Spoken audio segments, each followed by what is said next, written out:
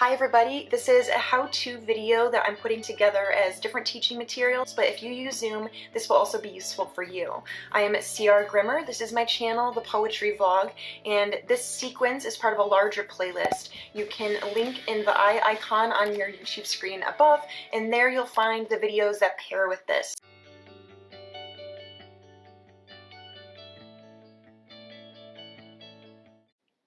So in this video, we will tackle Zoom recordings in the cloud without thinking about Canvas integration. This makes it useful to folks who are instructors, students, or not even remotely affiliated with an institution, and will also give you a little bit more insight into which one you might prefer. While this video is designed to go for folks who need to teach and record their lectures and upload them for accessibility on Canvas, it's also here for you if you use Zoom regularly and you're having a hard time sending different video files. The video I created that pairs with this is what to do if you're saving your files to your computer instead of to the cloud. So this video builds on that. It suggests that if you're having that much trouble uploading different video files or figuring them out locally on your computer, and if that video didn't fix most of the different problems you're running into, this video will help you just link to it from the cloud and get out of that altogether. All right, I'm going to switch over to screen sharing mode now, and you're going to see different ways to use the Zoom cloud controls for your videos, your audio, transcripts, and so on. Enjoy. Where I have already signed in to Zoom. So when I signed in, this was my landing page. Anytime I click on the Zoom in the corner, I re-sign in and I land here. This includes non-UW ones. If we go down to recordings, you can see some of the ones I've been having already, and you can see local recordings as well. I want to focus on if you select cloud recordings, because when you start to record an episode, you'll get a little box that pops up, a little dialog box that says cloud or local. You want to choose cloud for the option I'm about to share with you. You'll notice again how long it can take to process a longer video, so keep that in mind. I'll probably say it over and over in this how-to. I'm going to select this one. You'll notice when I clicked on it, so I'll do that again in case you didn't notice, click on it, that there's a variety of file types that you can check out. One is the chat file. You can download it, or you can send a shareable link to it, or you can just get rid of it. This is the file where any chatting that happened online will actually be saved as a text transcript. So that chat function where maybe, according to my other video suggestions, for instance, you have students taking notes or you put different resources for students to follow, this is the file of all of that conversation. You'll also notice that there's a speaker view version of the video, and then there's a gallery view version of the video. This has saved both for you.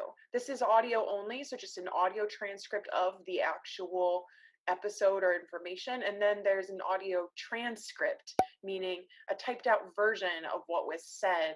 Based on Zoom's own interface, it's likely that you'll have to go in and actually make micro edits to it. So I'll pull one of those up in a moment. You can rename what that meeting was here. I'll call it test for now. And then what I really love is, in addition to the recording analytics, which basically just tells you like what you've done with it, who's used it, yada, yada, you can go back and you can actually either download the files and re-upload them, or just copy a shareable link. The reason this is fantastic is because if you don't have the time to figure out how to make your file size smaller and reshare in your portals or upload it, for a smaller setting where you just need people to go in and look at the actual recordings, you can just copy paste this link. The same function applies here, but you have a lot more options. Let me back that up. So here I did copy shareable link. Here there's just the share button, and you can decide if only authenticated signed in users in your account can view it, or if it's available publicly. You can decide if the viewer will be allowed to download it or not, which is very important for privacy. You can decide if you need people to pay for registration to view it. You can password protect the file. When you send the shareable link, it will give all of that information. I highly recommend making sure you've decided in advance how you feel about if viewers can download it or if you want them to only be able to view it in the context of where you sent them the link. Meaning, say you post this shareable link in a Canvas announcement so that the class can go back over the lecture notes. If you don't want them to download that video or you're worried about its distribution, while it's not a perfect fail-safe, this is one small step you can take to protect that information. So that goes over the basics of what you'll find here. Which one you would prefer will depend on a variety of pros and cons. I am going to edit in the exact same pros and cons list in each video, so if you see that duplicated, know you're watching the right video. I just want to make sure that you know which one you prefer no matter which video you watch.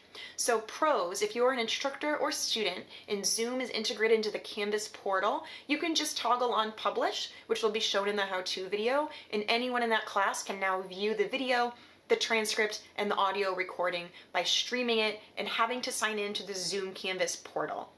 The con is you have very little control over the types of files that are recorded and that you share, the privacy settings for downloading, and easily naming and manipulating the files.